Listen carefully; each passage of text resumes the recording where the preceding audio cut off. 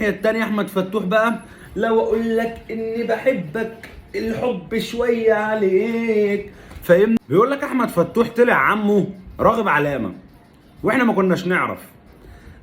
طبعا الموضوع ده هزار. احمد فتوح النادي الزمالك يغرمه رسميا بمليون جنيه غرامه نظرا لتخلفه عن معسكر نادي الزمالك. احمد فتوح سمعنا امبارح ان هو مشي من معسكر نادي الزمالك بحجه ان عمه تعبان، وخد من جون ادوارد 500 الف جنيه سلفه عشان عمه تعبان وفي المستشفى، عشان نتفاجئ في فيديو متسرب بالليل باحمد فتوح وهو في حفله للفنان راغب علامه، ولما اتصور هرب وحاول يداري نفسه كده. نادي الزمالك في المعسكر وبيلاعب فريق اسمه رع وبتاع. على الناحيه التانيه احمد فتوح بقى، لو اقول لك اني بحبك الحب شويه عليك، فاهمني؟ وسايب بقى الناس التانيه مدوشه وبينتهج شايل الجبهه لوحده وبتاع، والدنيا خربانه وهو ولا في دماغه.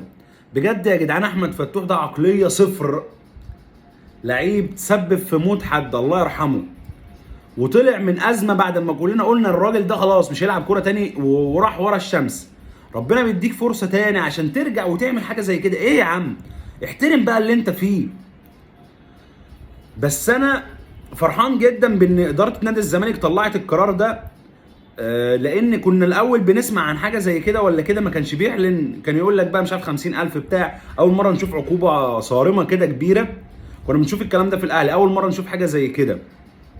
بس اللي مضايقني ردة فعل جمهور الزمالك، برضه باصين لجمهور الاهلي.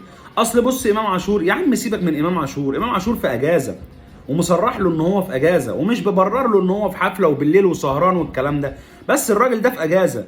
شوف الراجل اللي هرب من معسكرك وسابه بحجه ان هو رايح لعمه، وسبته ورحت مسكت في امام. برضه هتكلم على الاهلي. يا راجل بص في ورقتك شويه عشان تعرف تتقدم.